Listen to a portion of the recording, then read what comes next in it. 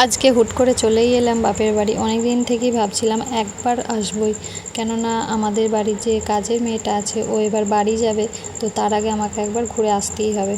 মানে মনটা শান্তি হচ্ছিল না যতক্ষণ না আসি।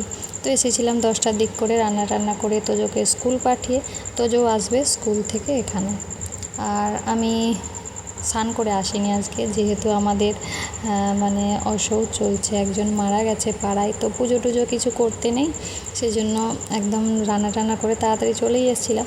আর বাপের বাড়ি এলে চান করতে মোটেও মন চায় না।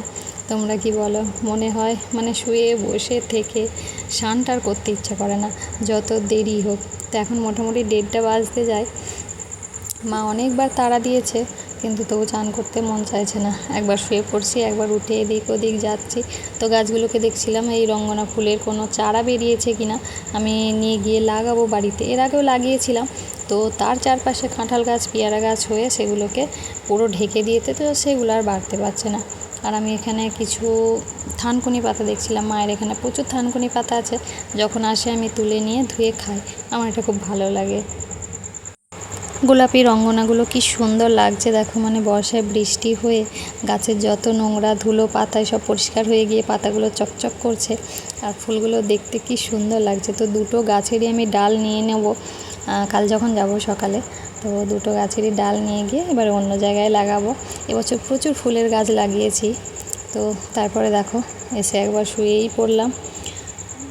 মা তো এবারে মানে রীতিমতো তাড়া দেওয়ার থেকে বকুনি বেশি দিচ্ছে।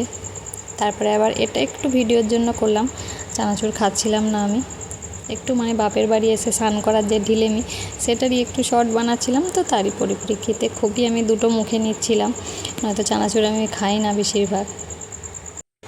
বাপের বাড়িতে আসতেও যেমন ভালো লাগে, কিন্তু সবাই না থাকলেও আবার কেমন যেন ফাঁকা ফাঁকা লাগে।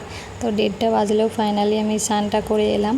আর মা দেখো গরম গরম ডিম ভেজে দিয়েছে, আর করেছে কাঁকরোল ভাজা, থোড়, চচ্চড়ি, ডাল, মাছের ঝাল, চাটনি।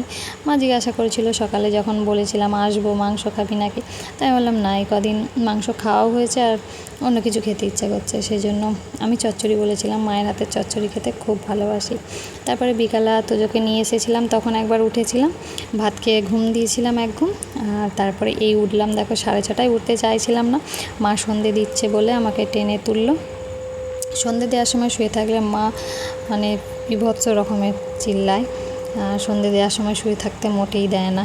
তো দেখো তো যতক্ষণ টিভি দেখছিল, তারপরে মা সন্ধে দিয়ে চাউমিন করে দিল। চাউমিনটা খেতে খেতে আমি তোজোকে পড়াচ্ছি, কারণ ওর একটা ক্লাস টেস্ট আছে। তো সেই জন্য মানে পড়া আছে, সবই আছে, তবু একদিনের জন্য হুট করে চলে এসেছিলাম।